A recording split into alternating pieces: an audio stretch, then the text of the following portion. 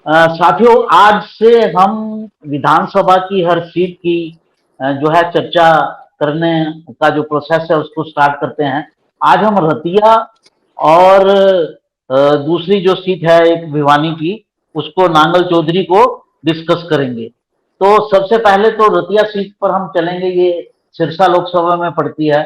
इसका ज्योग्राफिकल समीकरण, ज्योग्राफी क्या है और इसका जो पॉलिटिकल और डेमोग्राफिक स्ट्रक्चर क्या है, सबसे पहले ये जानेंगे ताकि आपको सीट के बारे में पूरी जानकारी रहे। इसके बारे में हमारे साथ जानकारी देंगे अमित जी। अमित जी, पूरा रतिया सीट के बारे में बताइए थोड़ा हमको, इसका थोड़ा हिस्ट्री ज्योग्राफी थोड़ी बताइए। जो रतिया विधानसभा सीट है, ये 1977 के जो है लोकसभा चुनाव हुए थे, विधानसभा चुनाव भी साथ हुए थे, तब अस्तित्व में आई थी ये सीट। अगर हम कहीं विधानसभा चुनाव में वो एक बार जीती है और एक बार 2011 में अपना उपचुनाव हुआ था रतिया विधानसभा सीट पर, तब वहां पर जीत हासिल की थी। जो रतिया लोकसभा सीट मतलब माफ कीजिएगा विधानसभा सीट है, उसे कांग्रेस मतलब बीच इनेलो का किसी टाइम जो है स्ट्रॉन्ग सीट कही जाती थी।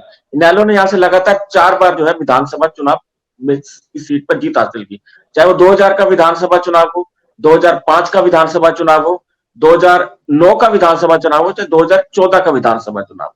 हालांकि इस बीच जो उपचुनाव हुआ 2011 में, वो इनेलो हार गई थी। इवन यहाँ पर जो है बंसीलाल, जो हरियाणा विकास पार्टी रही, उसने भी यहाँ पर 2 बार जीत हासिल की। सन जो है 91 के विधानसभा चुनाव और 96 के विधानसभा चुनाव में यहाँ से जो है, जो उस टाइम बंसीलाल की जो पूर्व मुख्यमंत्री बंसीलाल है, उनकी जो हरियाणा विकास पार्टी थी, उसने यहाँ से 2 बार जीत हासिल की लगातार। रतिया विधानसभा सीट की अगर बात करें तो ये जट सिख बहुल हम कह सकते हैं कि ये जो सीट है पंजाब से चारों तरफ से टच है इसका जो है। इसमें जट सिख जो मतदाता है वो अच्छी संख्या में है और एससी मतदाता भी जो है वो इसमें अच्छी संख्या में है। अब इसे कह सकते हैं कि ये ग्रामीण सीट कही जा सकती है, जिसमें एक छोटा सा कस्बा रतिया आता है इस विधानसभा सीट में, जहां मतदाताओं की संख्या मुश्किल से 20-22 हजार है। बाकी सारे जो है इसमें ग्रामीण मतलब ग्रामीण मतदाता आते हैं इस सीट पर। और अगर बात करें जैसे कि ये सीट जो 2 हिस्सों में बैठी हुई है, एक है घग्गर पार बेल्ट, एक घग्गर के दूसरी तरफ का जो हिस्सा है। अगर हम ये भी कहें कि ये पूरी तरह से जो विधानसभा क्षेत्र है वो कृषि पर आधारित है। यहाँ सबसे ज्यादा से हम कह सकते हैं कि यहाँ पे धान की खेती जो है, राइस बाउल भी कहते हैं कि यहाँ पे सबसे ज्यादा जो जो यहाँ पे जो रोजगार है, सबसे ज्यादा मेन जो है वो खेती है यहाँ पर जो है। अगर पॉलिटिकली हम तो यहाँ इसकी पर बात अमित करें, जी, हाँ, अब ये जनसंख्या का क्या स्वरूप है? मैं जो इसकी स्टडी कर रहा था तो मैंने देखा इसमें कम से कम 25-26% जो है वो सिख मतदाता हैं। कुछ जाट जाट जट सिख मतदाता हैं, 14-15%। राय सिख की भी बड़ी अच्छी जनसंख्या है, 6% उनकी है, और 6% मजहबी सिखों की जनसंख्या है। तो कुल मिला के ये एक तरह से एक बड़ा डोमिनेंट फैक्टर हो जाता है सिख मतदाता का। हाँ जी, इस सीट पे हम कहते हैं सिख मतदाता हम कह सकते हैं। अगर हम कैटेगरी में बांटे, जो जट सिख है वो जनरल कास्ट में आते हैं, राय सिख को हम बैकवर्ड कास्ट में आते हैं, और हम मजबी सिख है वो शेड्यूल कास्ट में आते हैं जो है। हाँ, ये हम कह सकते हैं कि सिख बहुल जो है सीट है ये, जो मतलब कह सकते हैं जो है इस सीट को हम जो है। लेकिन हाँ, कहेंगे कि इस सीट पर जो आप बात करें, पिछले 2 विधानसभा चुनाव को हम छोड़ दें, जो है आपका क्या कहते हैं 2014 और 2019, यहाँ पे जो बीजेपी की स्थिति ज्यादा कभी अच्छी नहीं रही। यहाँ पर जो है, यहाँ पर बीजेपी चौथे नंबर की या तीसरे चौथे नंबर की पार्टी रही। मुख्य मुकाबला यहाँ पर जो रहा किसी जो है इनेलो और कांग्रेस के बीच ही रहा है यहाँ पर जो है। अगर हम बात करें कि पिछली बार यहाँ पर बीजेपी जीती थी। मैं ये कहना चाह रहा था कि 14 और 19 का विधानसभा चुनाव को आप छोड़ दें, तो उससे पहले जितने भी विधानसभा चुनाव हुए, बीजेपी यहाँ पर मेजर प्लेयर कभी नहीं रही जो है। 2014 से पहले बीजेपी यहाँ पर कभी मेजर प्लेयर नहीं थी। यहाँ पर मुख्य मुकाबला इनेलो और कांग्रेस के बीच ही रहता था। अगर हम बात करें कि जब बंसीलाल की पार्टी थी हरियाणा विकास पार्टी, तब मुख्य मुकाबला इनेलो और हरियाणा विकास पार्टी पे।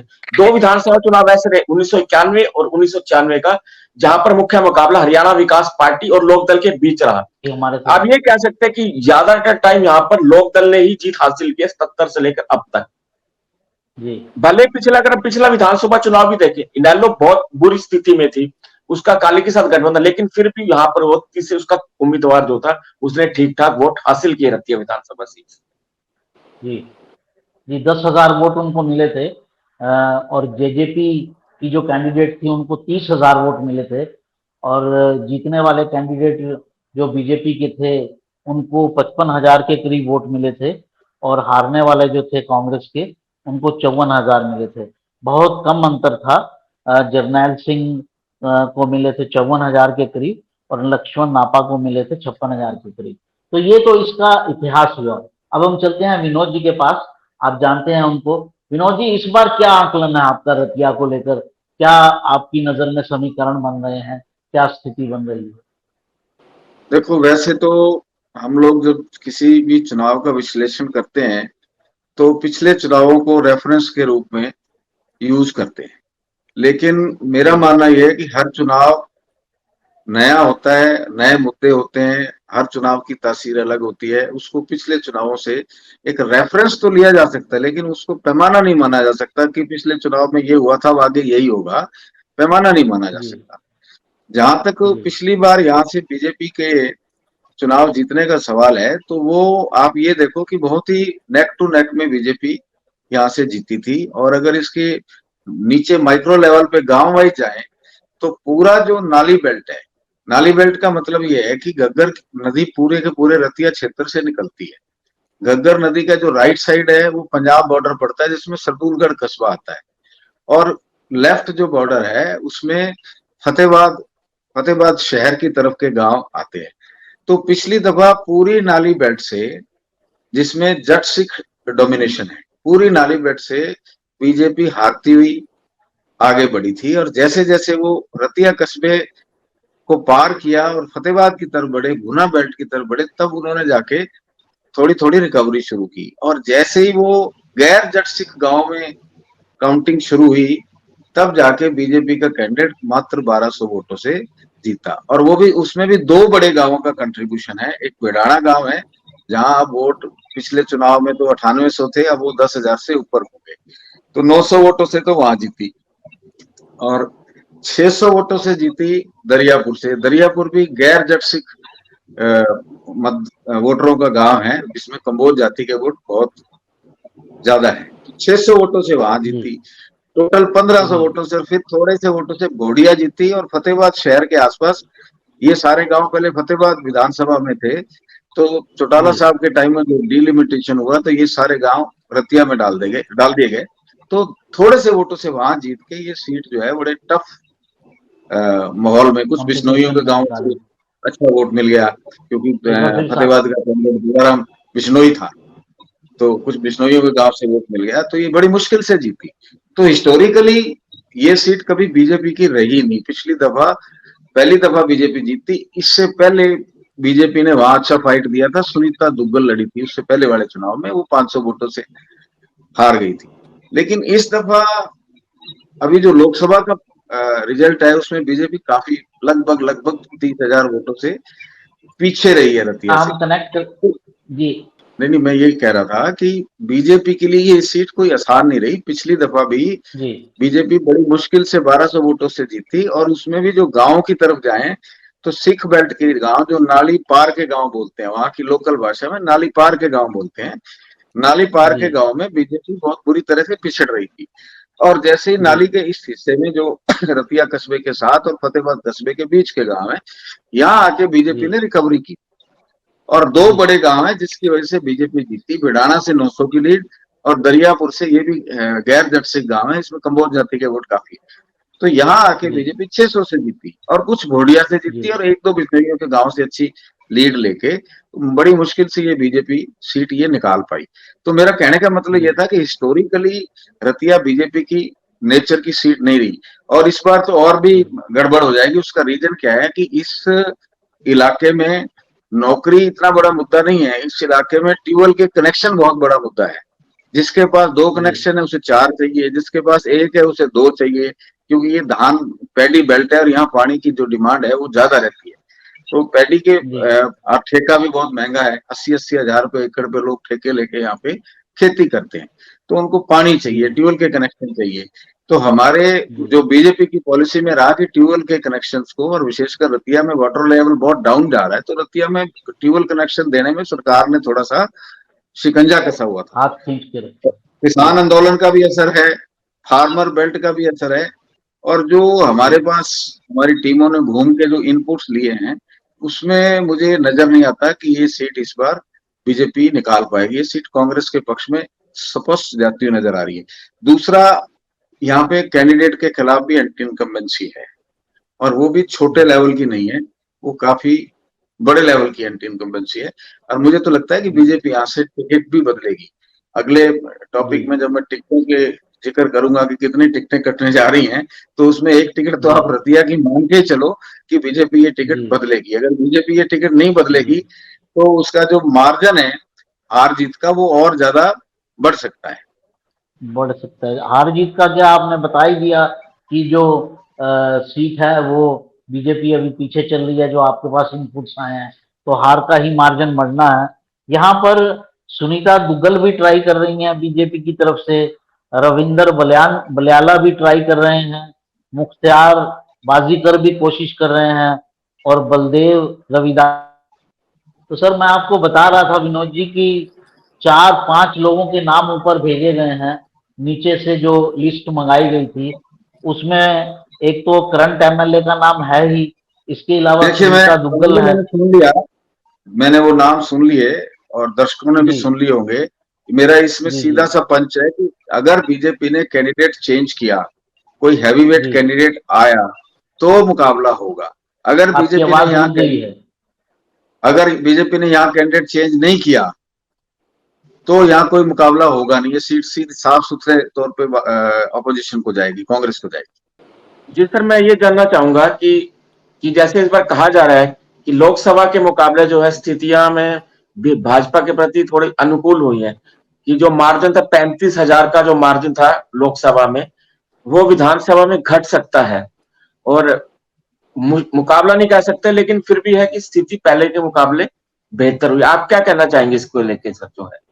अमित जी, मैं रतिया के बारे में बहुत जानता हूँ क्योंकि मैं रतिया में रहा हूँ। और हाँ जी। रतिया कॉन्स्टिट्यूंसी, जैसा अभी विनोद जी बता रहे थे कि रतिया कॉन्स्टिट्यूंसी 2 भागों में विभाजित है, बल्कि 3 भागों में मैं कहूँगा, क्योंकि कुछ एरिया इसमें फतेहाबाद विधानसभा से टूट करके जब ये पुनर्गठन हुआ था तो कुछ नए गांव इसमें शामिल हुए थे। और रतिया का इतिहास जो रहा है वो कहीं ना कहीं ये सीट प्रो लोकदल रही है हमेशा ही।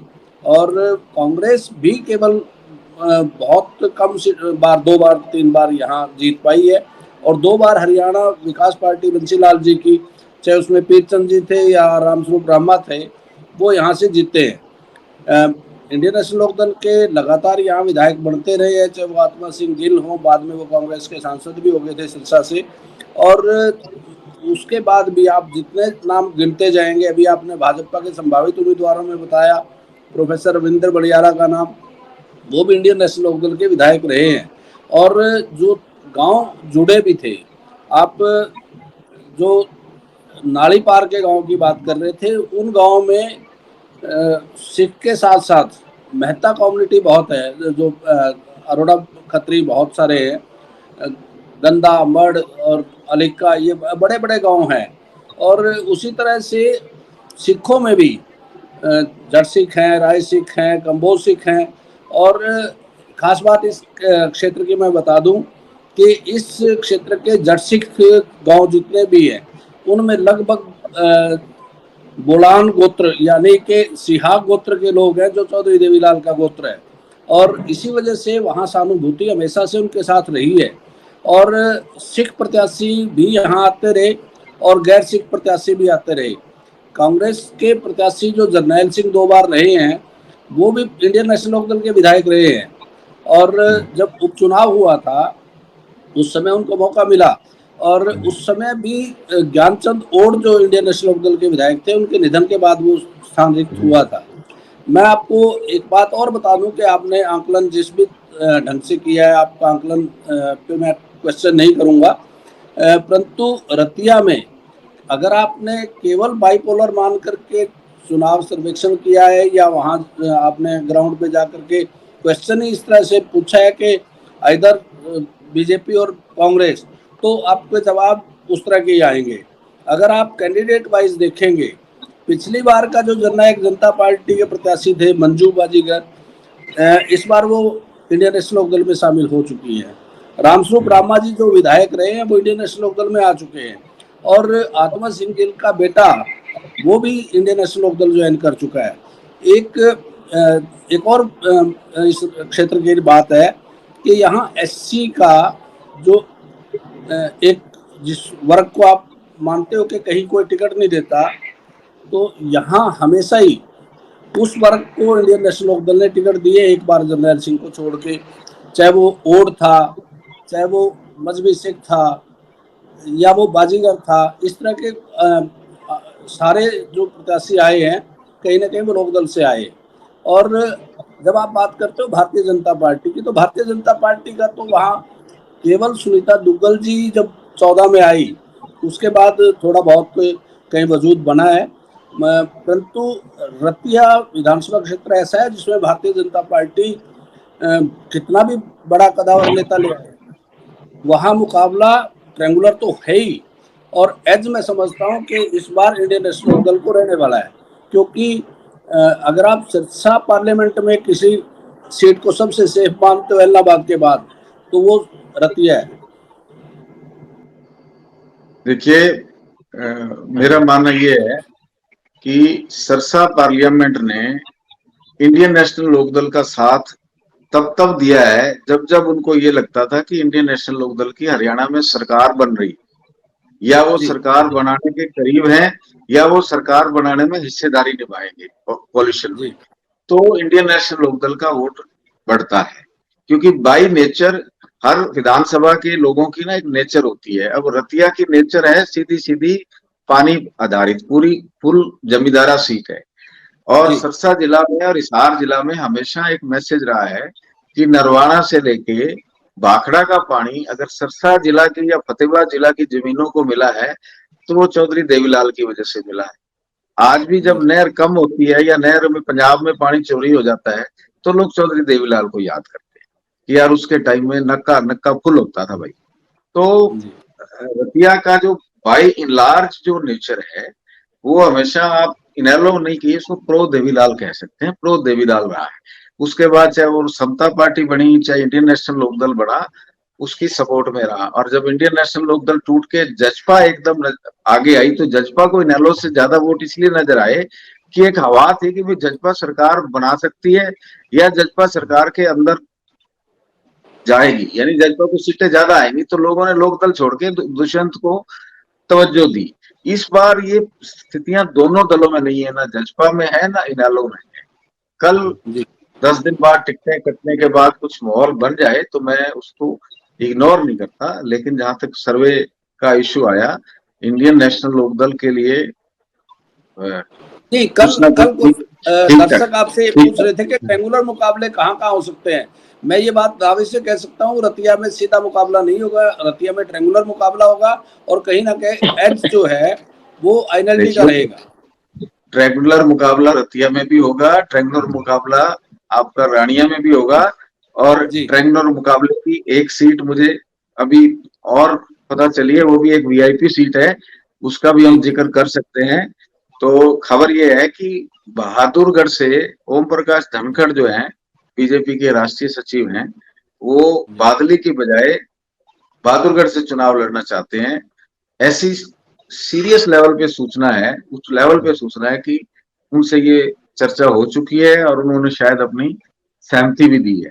और उसका एक रीजन भी है कि बहादुरगढ़ में 55% अर्बन वोट है और 45% ग्रामीण वोट है। तो बीजेपी को ये लगता है कि हमारा कैंडिडेट अगर अर्बन से कुछ मार्जिन ले जाएगा तो बतौर जाट कैंडिडेट, गांव में जाट बहुले गांव हैं, तो जाटों में कुछ हिस्सा, ओम प्रकाश धनखड़ बड़े उसके नेता हैं, बड़े कद के नेता हैं, तो जाटों में कुछ हिस्सेदारी ले जाएंगे। और ट्रायंगुलर इसलिए भी होने की मेहता जी, सॉरी फॉर इंटरप्शन, मैं आपको बता दूं कि बहादुरगढ़ की स्थिति भी लगभग वही है। आपने कहा कि वो शहरी क्षेत्र है, उस शहर में बहादुरगढ़ में 5 जो पार्षद हैं, निर्वाचित पार्षद, वो इंडियन नेशनल लोकदल के हैं। और वहाँ एक सहानुभूति है राठी परिवार के साथ, क्योंकि पिछले साल जब राठी जी का मर्डर हुआ तो उनके साथ, उनके परिवार के साथ एक सहानुभूति भी है। आप जब उस विधानसभा का एनालिस्ट, कभी भी कोई एनालिस्ट आप भेजते हैं या उसका सर्वेक्षण करवाते हैं तो उस चीज को भी मद्देनजर आप जरूर रखें। आप ये ना मान के चले कि शहरी वोटर पूरा का पूरा भारतीय जनता पार्टी को इस बार मिलने वाला है।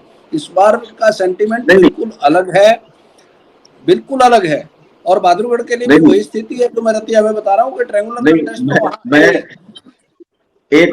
एक और गांव का जिक्र कर रहा था। नफे सिंह जी राठी के फैमिली का वहाँ वहाँ अपना एक हिस्सा है, वो रहेगा। नफे सिंह राठी वहाँ जी विधायक भी रहे हैं, और चौटाला हमेशा नफे सिंह राठी को टिकट भी इसलिए देते थे कि यार यही बंदा है जो सीट निकाल सकता है। इस बात में जी कोई दो राय नहीं है। लेकिन एक नाम विद इन कांग्रेस और आ रहा है। अभी वहां राजेंद्र जून जो है वो सिटिंग एमएलए हैं, जी लेकिन राजेश जून भी टिकट के दावेदार हैं। पर कल उन्होंने गांव में जाके अनाउंस कर दिया कि मेरे पास दो झंडा है, एक कांग्रेस का झंडा, एक सफेद झंडा है।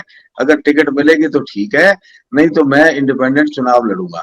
तो राजेश ये जून और राजेंद्र जून एक ही गांव यही के चीज हैं, और यही चीज इक्वली हाँ जी, इक्वली यही पॉपुलर है।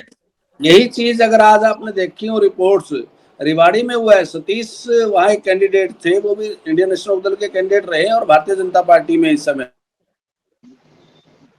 नहीं दी जाती तो मेरे पास भी सफेद झंडा है और मुझे कोई चुनाव लड़ने से रोक नहीं सकता। और सतीश एक ऐसा नाम है, सतीश यादव ने हर चुनाव में अपना वोट प्रतिशत भी बढ़ाया, मत भी बढ़ाए हैं। और मैं समझता हूं कि इस बार फिर से वो मैदान में होंगे। और रिवाड़ी जब आप एनालाइज करेंगे तो रिवाड़ी पे सतीश यादव का नाम जरूर पूछ लेना लोगों से। नहीं नहीं प्रेम जी, सतीश यादव भी लड़ेंगे, और कापड़ीवास को अगर टिकट नहीं मिलेगी तो उनका भतीजा कापड़ीवास भी, लड़ेगा, रणधीर कापड़ीवास भी उनका भतीजा चुनाव लड़ेगा। लड़ेंगे।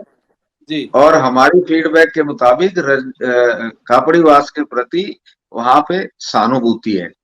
और जी दूसरी खबर के मुताबिक, ये जो मैं खबर शेयर कर रहा हूँ, ये काफी सारे लोगों के साथ बातचीत करने के बाद ही एक डेटा के ऊपर आधारित है।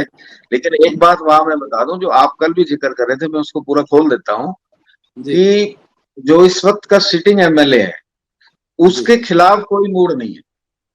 जी बीजेपी वहां यूनाइट होकर लड़ेगी तो जीतेगी। अगर बीजेपी वहां स्प्लिट हो गया कि कापड़ीवास भी लड़ रहा है और कैंडिडेट कोई टिकट राव इंद्रजीत सिंह अपने हिसाब से ले गए वो भी लड़ रहा है, दोनों लड़ रहे हैं, तो उसका फायदा वहां कांग्रेस को मिलना निश्चित है, क्योंकि कांग्रेस के कैंडिडेट के खिलाफ कोई एंटी इनकम्बेंसी नहीं है। दूसरा, देखिए कल मैं आपने एक सवाल, रिवाड़ी पे मैं फिर आपको एक बार मैं वही बात मैं बता रहा था कि जो वर्तमान विधायक हैं उनके पिताजी 6 बार वहां से विधायक रहे हैं, उनके दादा 3 बार विधायक रहे हैं। और वो सीट परंपरागत रूप से कहीं ना कहीं इस परिवार के पास रही है। और आज भी, क्योंकि अगर आप राव इंद्रजीत की बात करते हैं तो राव इंद्रजीत का रामपुरा हाउस बेशक उस विधानसभा क्षेत्र में है, परंतु राव इंद्रजीत भी वहां उनको हरा नहीं पाए। एक उपचुनाव से लेकर के लगातार 6 चुनाव जीतना, ये केवल और केवल कैप्टन अजय यादव का एक करिश्मा था। और उससे पहले भी राव राम सिंह वहां जीतते रहे हैं। जो इंद्रजीत का परिवार है वो रिवाड़ी में कभी चुनाव नहीं जीत पाया। डॉक्टर साहब, प्रेमचंद जी, ऐसा है कि जहां तक जब नेतृत्व का सवाल आता है, जब लोकसभा का चुनाव होता है, तो अहिरवाल ये कहता है कि देखो हम राव इंद्रजीत के साथ हैं।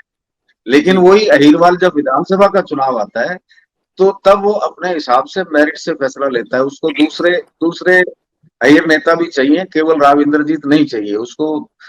कैप्टन अजय सिंह यादव की भी जरूरत है उसको, राव अभय सिंह की भी जरूरत है। आप राव अभय बस सिंह का देखो, आप इंद्रजीत के विरोध के बाद चुनाव जीत के आए। तो विधानसभा बिल्कुल में अहिरवाल दूसरे लीडर्स को तवज्जो देता है। ऐसा नहीं एक्स पार्टी नहीं है, जैसी चर्चा रहती है कि इंद्रजीत ऐसे पलटा लगा देगा या ऐसे पलटा लगा देगा, वो पलटे वाली पोजीशन नहीं है।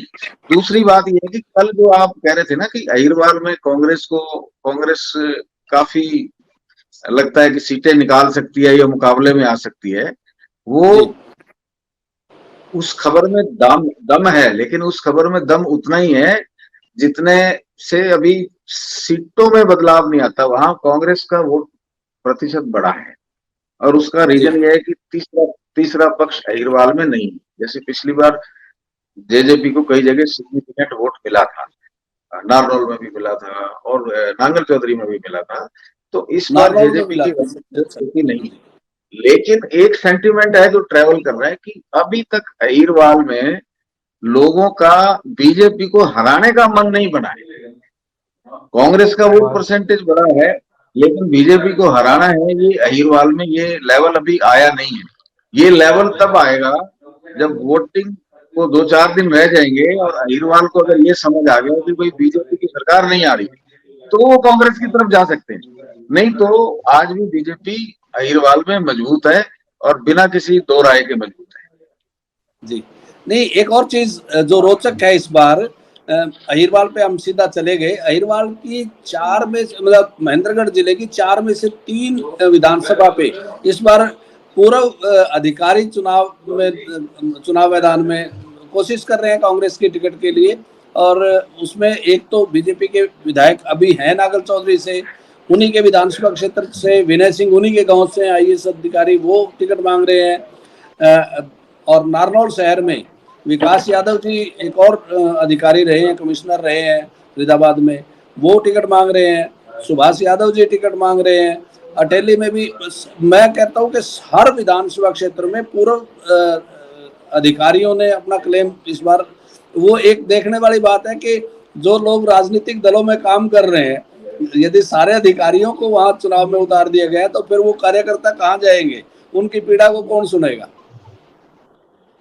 देखिए, आज भी जो डेटा हमारे पास आता है, अहिरवाल में बीजेपी का जो बेसिक स्ट्रक्चर है वो कांग्रेस के मुकाबले में ज्यादा मजबूत है।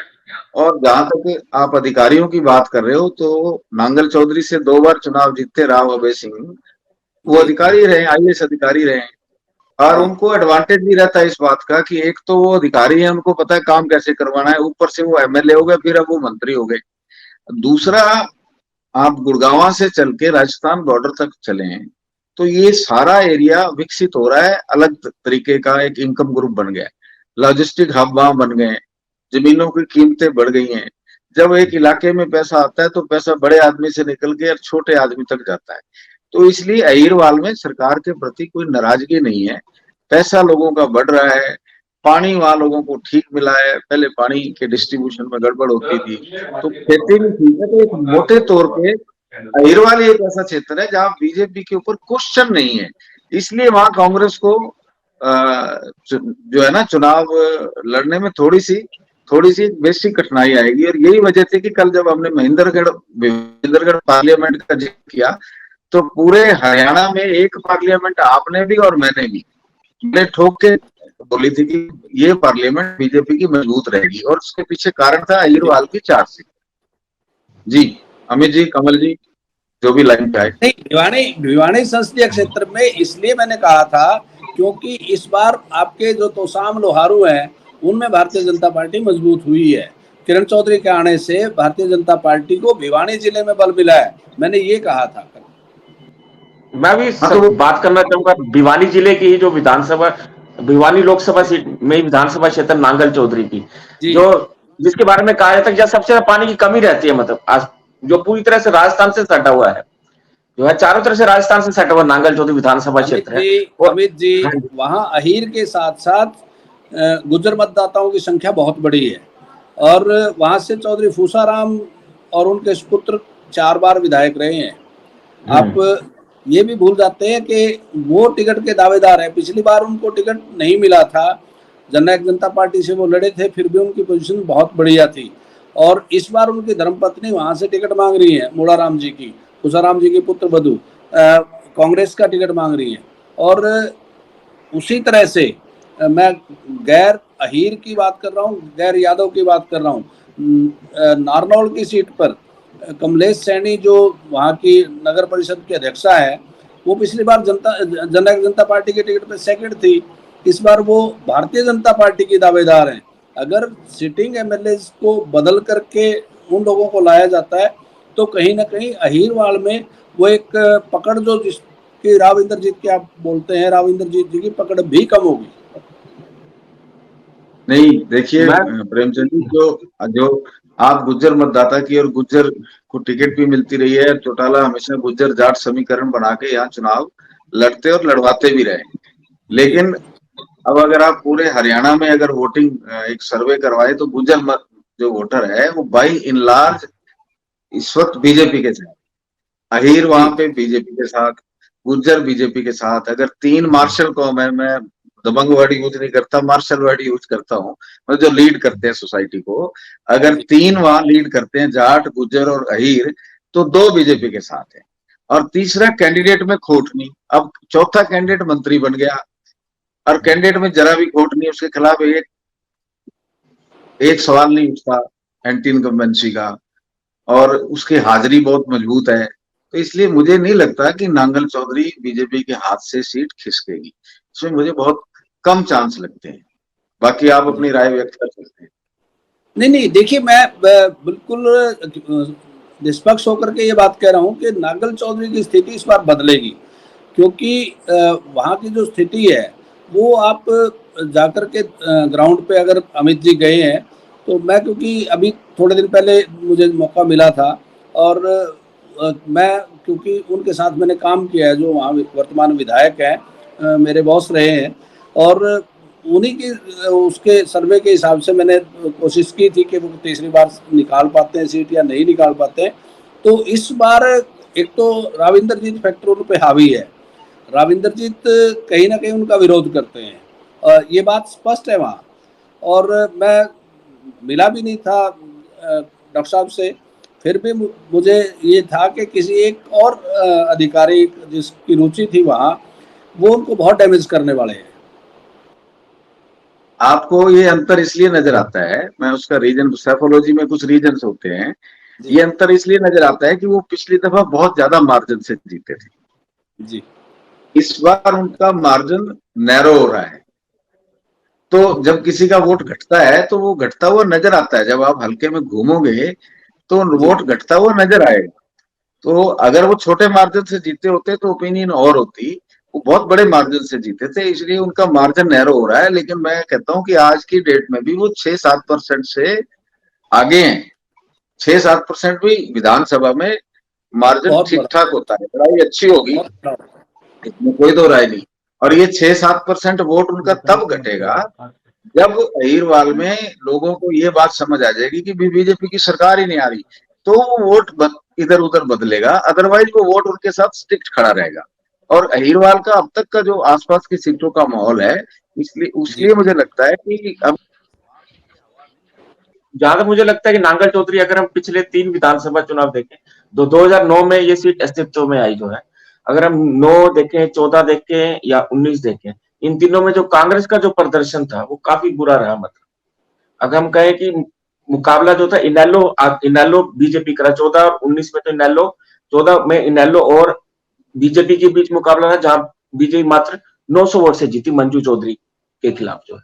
19 में भी जो है अच्छा मार्जिन रहा जीत का, लेकिन मुकाबला जो था जेजेपी के साथ था। वहां पर 12.5% का जाट वोट बैंक है, जो एक मुश्त जो है पहले इनेलो को जाता था, 14 तक इनेलो में गया, 19 को वो जेजेपी के साथ गया। इस बार हो सकता है वो कांग्रेस के साथ है। तो जो मुख्य कारण हो सकता है कांग्रेस के मुकाबले में आने का, वो ये जाट वोट बैंक हो सकता है, जो वहां पे 12.5% है, जो एक तरफा है। यहाँ पे जो राजस्थान का सिंघाना रोड पे कुछ गांव है, कई गांव है जो जाट बहुल है, जैसे गैली है दूसरा, वहां पर जो एक मुश्त वोट पहले इनेलो को जाता है, इस बार वो शायद कांग्रेस की तरफ जा सकता है, जो कांग्रेस को जो है पावर में ला सकता है। हाँ, अगर कांग्रेस जैसे मूलाराम जैसे उनके पुत्र वधु को देती है, गुज्जर प्लस जो जाट का कॉम्बिनेशन है वो उसको मुकाबले में, लेकिन फिर भी इतना भी नहीं लग रहा कि वो बीजेपी को हार की दहलीज तक ले जाए जो है, क्योंकि बीजेपी के पास जो अहीर है, जो देखिए, मुख्य वोट बैंक है, एक बात और बता दूं, जो मिक्स वोट बैंक की सीट होती है ना, हाँ उसके जी, बारे में किसी एक जात की तरफ वो सीट जाने की श्योरिटी नहीं होती। यहाँ से हाँ राधे श्याम, पंडित राधे श्याम शर्मा इंडिपेंडेंट चुनाव जीत गए थे, क्योंकि ये मिक्स कल्चर की सीट है। मिक्स कल्चर में अगर राधे कोई श्याम ऐसा शर्मा जी व्यक्ति आ जीते, जाता है कैलाश शर्मा जीते। हाँ जी, जो सर्व समाज को लीड करता हाँ हो जी, या जिसकी एक्सेप्टेबिलिटी हो, और ब्राह्मण के बारे में पूरे हरियाणा में ये चर्चा है कि उसके हर जात में थोड़ी थोड़ी थोड़ी, कहीं ज्यादा कहीं थोड़ी एक्सेप्टेबिलिटी हाँ जी, रहती है, इसलिए ब्राह्मण समाज के लोग जो है वो नॉन ब्राह्मण सीट पे भी रिस्क ले जाते हैं। मैं इस बात पे आपको एक बार और बता दूं पिछली बार रोहतक और सोनीपत संसदीय क्षेत्र, जिनको जाट बहुल माना जाता है और चौधरी भूपेंद्र सिंह हुड्डा का गढ़ माना जाता है, दोनों ब्राह्मण ने जीती थी। कैप्टन अभिमन्यु के विरुद्ध ब्राह्मण जीते थे, आपके धनखड़ साहब के विरुद्ध ब्राह्मण जीते थे। आप जितने बड़े नेता थे, जाट बड़े नेता थे, उन सब के को ब्राह्मणों ने हराया था। अभी आपने धनखड़ साहब की सीट की बात की है, तो जो मेरे पास जानकारी है, एक तो ये जानकारी है कि धनखड़ साहब बहादुरगढ़ जा सकते हैं। अगर धनखड़ साहब बहादुरगढ़ जाते हैं तो बीजेपी बादली से नया कैंडिडेट ढूंढेगी। और मुझे ऐसा लगता है कि बीजेपी वहां से, जो पिछली दफा जेजेपी की टिकट पे चुनाव लड़ा था संजय कबलाना, बहुत अच्छे वोट ले गया था। बीजेपी शायद वहां पे इस बार, अगर धनखड़ चेंज होते हैं तो शायद संजय कबलाना को लाए और जो भूपेंद्र सिंह हुड्डा का मूल वोट बैंक है, जाट वोट बैंक है, उसको क्रैक करने की कोशिश करें। और उसके पीछे रीजन भी साफ है कि इस बार जो सिटिंग एमएलए ब्राह्मण है, 2 बार जीत चुका है, तो जाट कम्युनिटी में थोड़ा सा कांग्रेस के सिटिंग एमएलए को लेके थोड़ा सा नाराजगी है कि ये सिर्फ और सिर्फ ब्राह्मणों का ख्याल रखता है। तो जाटों में थोड़ी सी नाराजगी है और इस सीट पे कुछ ना कुछ नया भी हो सकता है अगर ये चेंज हुआ, जैसा चेंज में कह रहा हूं। और जहां तक हमारी जानकारी है, वो सिर्फ आपको इस बात का आभास है, वहाँ गुलिया खाप जो है उसको कभी इग्नोर नहीं किया जा सकता। और नहीं किया जा सकता। नरेश शर्मा हो या आप धीरपाल जी के परिवार को अगर देखते हैं, धीरपाल जी वहाँ 6 बार विधायक रहे हैं। धीरपाल जी के परिवार की भूमिका भी बहुत बड़ी है और नरेश शर्मा जी को राजनीति में लाने वाले भी वही थे। उन्होंने हाल ही में इंडियन नेशनल लोकदल को छोड़ा है। मैं समझता हूँ कि हो सकता है वो भी भारतीय जनता पार्टी है कांग्रेस के टिकट के दावेदार हों। इस बार उनकी दावेदारी भी, उन्होंने ऐलान भी यही किया था कि मैं कहीं ना कहीं से मेरी गुलिया खाप जहाँ कहेगी, और गुलिया खाप कहीं ना कहीं कांग्रेस के समर्थन में। आपको अभी 2 दिन पहले अगर आप देखते हैं, विनेश फोगाट का जब स्वागत किया जा रहा था तो उस दिन मैं गुड़गांव में ही था और उसके साथ लगता जो आपका जहाँ एम्स बना है बाड़सा गांव से ही गुलिया खाप शुरू होती है और इतना बड़ा स्वागत था और लोगों ने खुले मन से वहां ये बात कही कि हम अपनी खाप का आदमी इस बार विधायक बनाएंगे। वो काफी मजबूत है, लेकिन उनको एक बड़े लीडर का सिर पे हाथ चाहिए, तभी गुलिया का खाप इकट्ठी होती है। तो ये तो था बादली का सीन। और वैसे अगर हम सारे हरियाणा में अभी तक जो डेवलपमेंट है उसकी अगर हम चर्चा कर लें कि कांग्रेस क्या कर रही है और बीजेपी क्या कर रही है, तो मेरी सूचना ये है कि बीजेपी ने लगभग 30 सीटें नए कैंडिडेट को देने का मन बना लिया है। 30 सीटों का मतलब हो गया 50 उनके पिछली बार हारे थे और 40 उनके पिछली बार जीते थे। तो यानी अगर 30 सीटों को अगर हिसाब लगाएं तो हिसाब ये बनता है कि 10 सीटिंग कटेंगे और 20 जो पुरानी पिछली बार हार गए थे, 20 टिकटें वो चेंज होंगी, तो 30 टिकटें बीजेपी बदलेगी। और एक खबर ये भी, कांग्रेस ने भी कम से कम 20 से 22 सीटें जो है ना लोकेट कर ली हैं, जिनकी टिकट कंफर्म है, जिन पे वो कोई विवाद नहीं है। शैलजा भी उस पे एग्री है और भूपेंद्र सिंह हुड्डा भी एग्री है, कांग्रेस की लीडरशिप भी, बड़ी लीडरशिप भी एग्री है। हरियाणा की हर राजनीतिक खबर के विश्लेषण के लिए हमारे चैनल जनमत हरियाणा को लाइक, शेयर और सब्सक्राइब करना ना भूलें। साथ ही बेल आइकन को भी प्रेस कर लें ताकि हर वीडियो की अपडेट आप तक पहुंचती रहे।